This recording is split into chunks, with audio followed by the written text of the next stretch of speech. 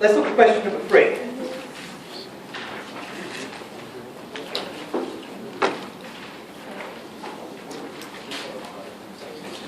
Question 3.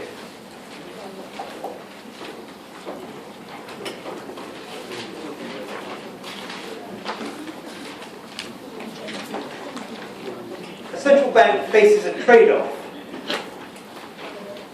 between stabilizing prices, stabilizing output, where there's a shock to aggregate demand.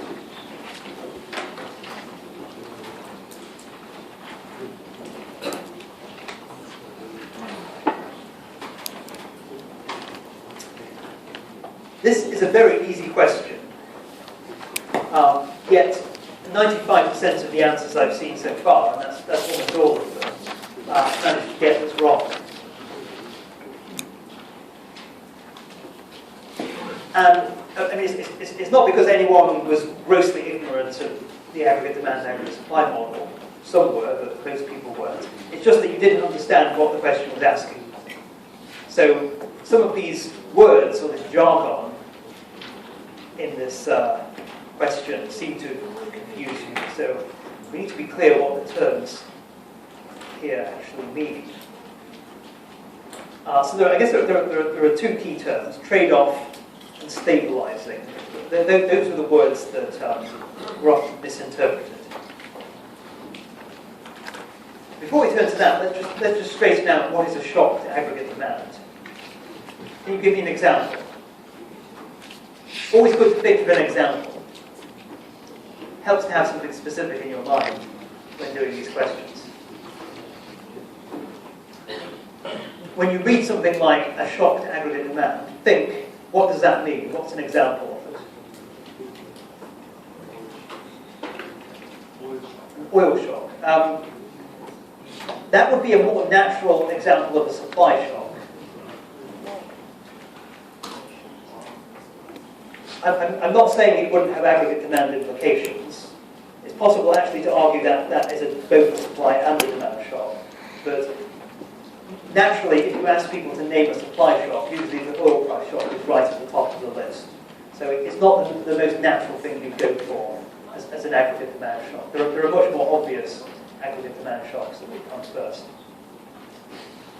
I'll come back to this example in a minute. Let's have a more obvious aggregate demand shock first.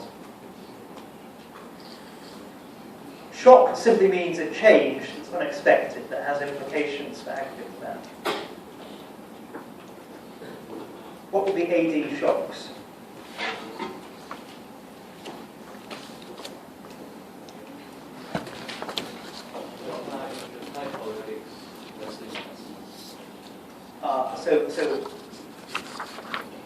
Say I didn't catch the very first thing you said, but it sounded right.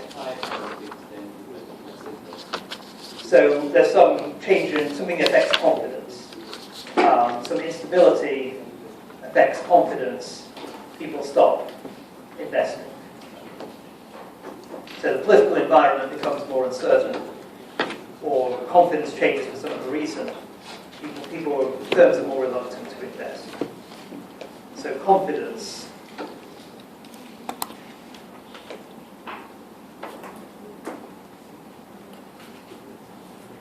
affecting investment, or consumption for that matter.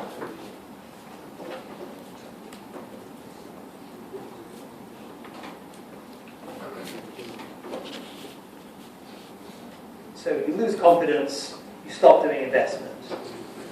You lose confidence, consumers stop spending.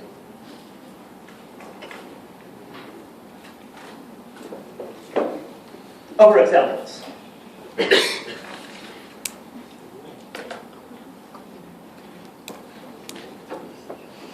could have fiscal policy as an example. Government changes taxes or spending.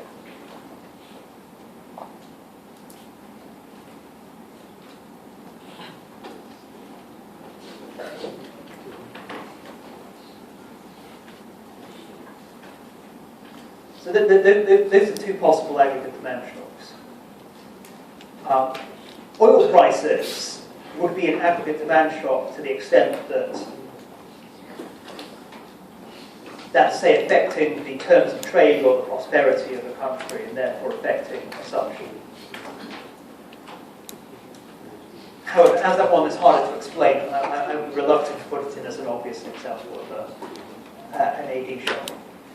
You don't even need to make this list to answer this question. I just thought it would be important to know what we're talking about when we say an aggregate demand shock. Okay, so what does an aggregate demand shock do?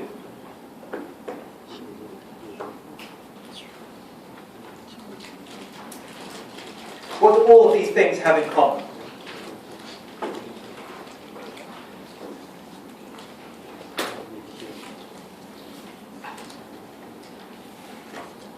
What do all of these shocks have in common? There are things that will shift the AD curve. Not necessarily in the same direction. Loss of confidence will be a leftward shift, maybe a gain in confidence, overconfidence. People investing in speculative projects, that might be a positive shock to aggregate demand. Fiscal policy could be expansion, could be contraction, could be a positive or a negative shock to aggregate demand. So all of these things, though, will be shocks that shift the aggregate demand curve. So either shift it to the left, in the case of a negative shock, or shift it to the right, in case of a positive shock.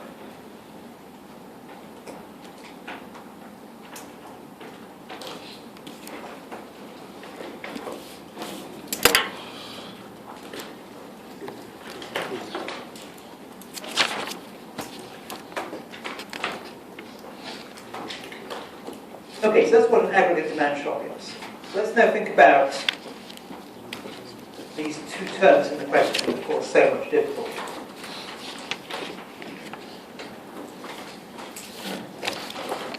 So central bank faces a trade-off between stabilizing prices and stabilizing output. Let's take stabilization first. What does stabilizing mean? Stabilizing prices. That means something like keeping inflation under control. So avoiding high inflation, avoiding deflation, that type of thing. So if we think of where the economy starts from before the shock, let me now put in an aggregate supply curve because we're going to use that in our analysis. If you think of where the economy starts before this shock, it could start at price level P0, output Y0. That's before the shock. If you want to stabilize prices, stabilize inflation, you don't want the actual price level to stray too far from P0. You don't want it to rise, you don't want it to fall. If you're stabilizing output, you don't want to have a recession, you don't want output to drop. On the other hand, you don't want to have a boom either, you don't want to have an excessive, unsustainable boom. You want to keep output from fluctuating. You want to keep prices from fluctuating. That's what stabilizing means. Preventing fluctuations, keeping the variable constant, as close to constant as possible.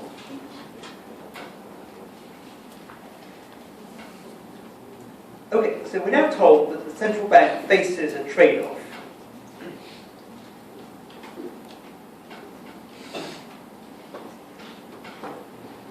So what does a trade-off mean?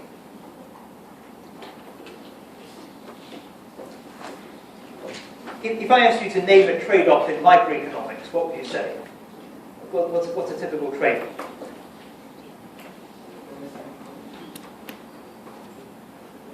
That I wouldn't use that as I wouldn't say price and quantity is a trade-off. I mean, in microeconomics you might say there's a negative relationship between P, price and quantity, because there's a demand curve. But that's talking about the result of some decision process, not the trade-off itself.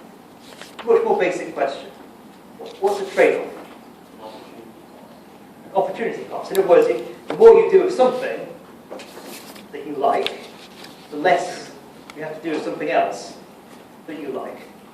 So as a consumer, a trade-off is that if you buy a smartphone, you don't have money left over to buy some clothes.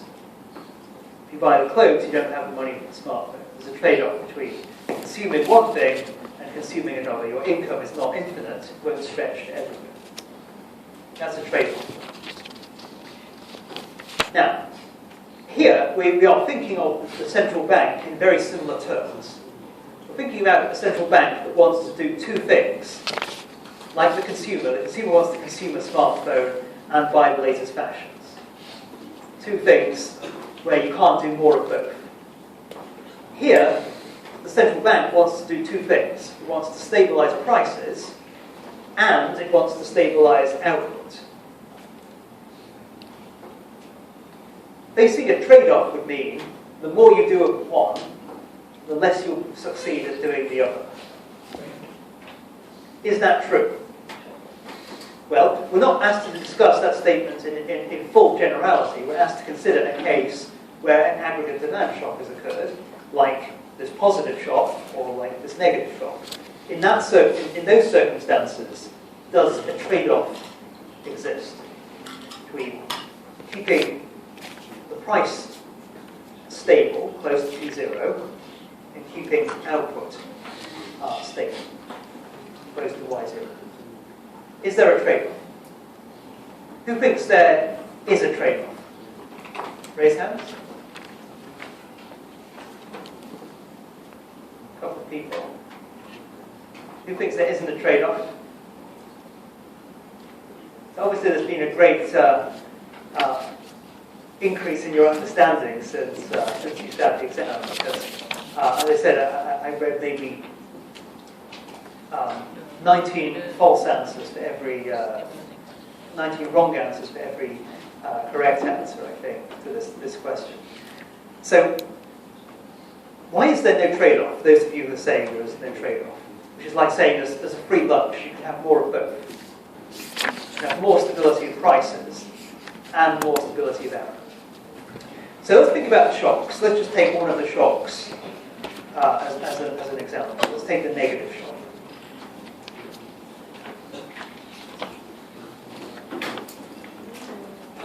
So in the case of the negative shock, the problem is that prices would drop. You have deflation. That's bad if you like price stability. You have a recession.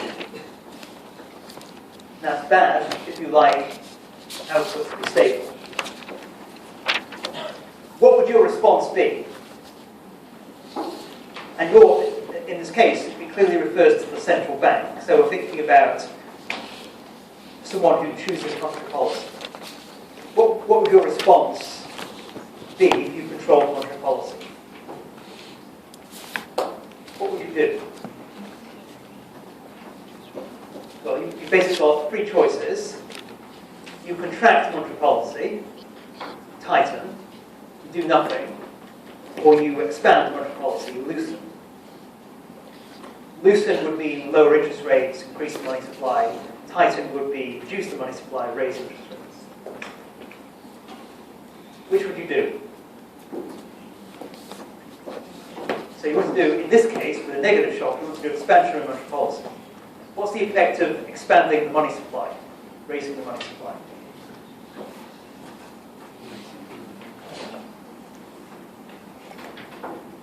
Which curve shifts? It would be the LM curve. Now, as you know from our discussion of where the AD curve comes from, the AD curve is just a representation of what happens in the ISLM model. So if the LM curve shifts to the right, because the money supply goes up, what implications are there for this diagram? Which curve will shift? The AD in which direction? To the right. So if you get your response right, you can actually move the AD curve back to where it was to begin. That means you can get price back to P0, output back to Y0. So you're fulfilling both objectives of keeping both P and Y stable. If you had the positive shock, what would you do? You do the opposite, you tighten policy. So in the first case, you increase the money supply. In the second case, the positive shock case, you contract the money supply, you move the aggregate demand back to the left. Now, of course, you've got to be able to get this right. You've got to judge it correctly in terms of direction and quantity. But if you do that, in principle, you can keep aggregate demand where it was originally. So there is no trade-off. There's a free lunch. You don't have to face the trade-off.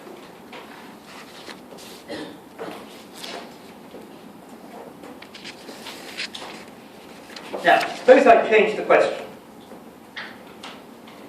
See if you've understood this. Suppose I change the question. I make one change.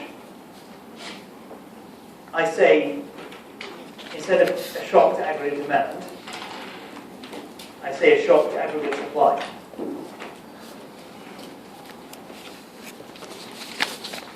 I want you to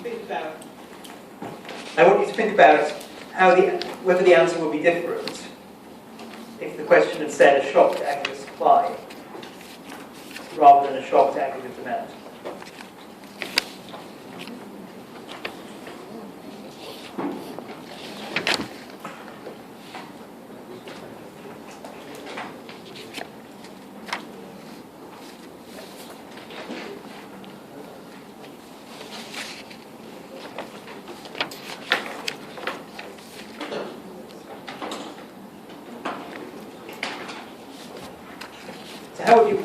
How would you do the analysis? You might draw yourself a fresh diagram.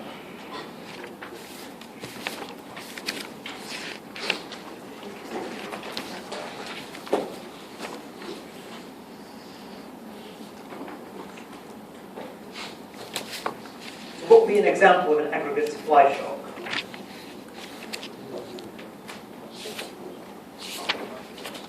We've already had one, I guess.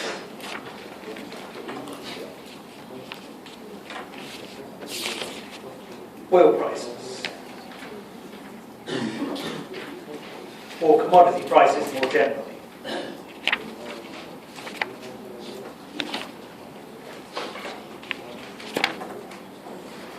Any other supply shocks you can think of? A change in technology, an improvement in technology, new discovery that makes production more effective.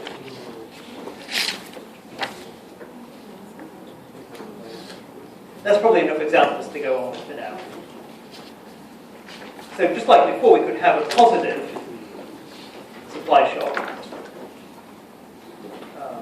or a negative one.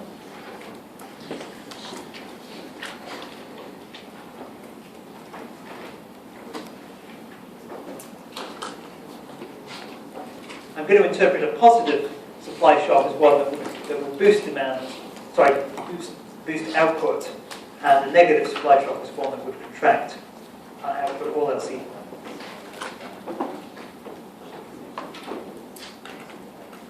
So, is there a trade-off between stabilizing prices,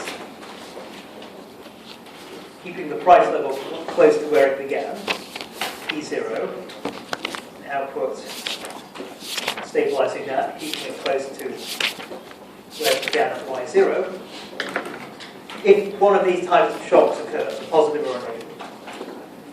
What do you think? I'll let you think about this for a minute. Come up with an answer.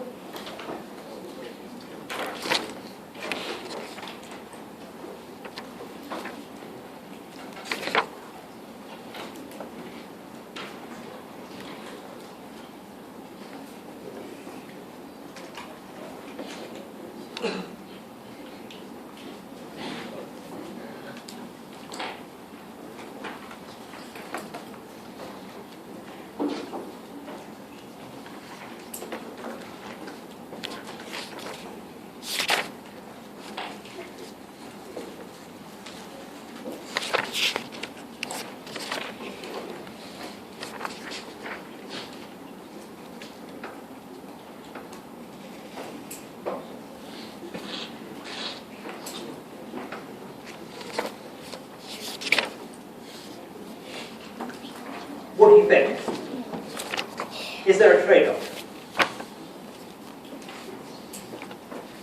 Let's take the negative shock. So the negative shock raises prices and reduces output if you don't do anything about it. So suppose you're running the central bank, what would you do? You might consider your options.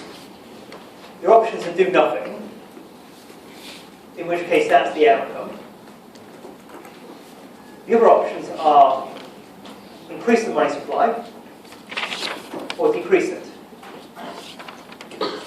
What happens if you increase the money supply? You can, in principle, you can stabilize output if you increased the money supply by enough. However, that would come at the cost of raising the price level even further. So the shock, the negative supply shock, raises prices, but so does expanding the money supply.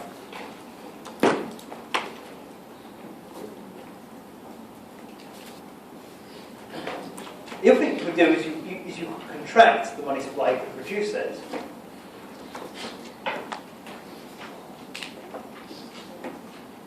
What would that help with? That would help stabilize the price level. But if you did that, you reduce the money supply, you stabilize the price level, you reduce output.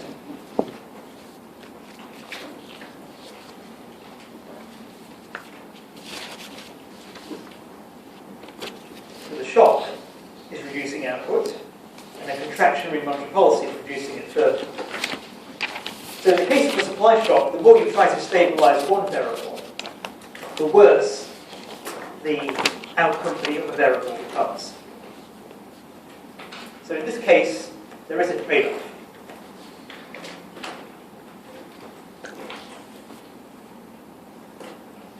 So a trade-off is not talking about whether the relationship between P and Y is negative or positive. It's talking about whether it's possible to control one variable without losing control of the other when a particular type of shock happens. For demand shocks, there was no problem because monetary policy itself could affect demand. So it could always lean in the opposite direction to whatever demand shock had occurred. For supply shocks, monetary policy affects demand but not supply. So it can lean against the shock in terms of stabilizing one variable, but that pushes the other variable even further away from what you would like, where you would like it to be. So there is a trade-off. Very easy question, so long as you understood what it was actually asking for. As you can see, the question, my version of the question of the supply shock is also pretty easy to answer. Again, so long as you understand what it's getting. Any questions about that? Let's just do one more short question before we have a break. Number 5.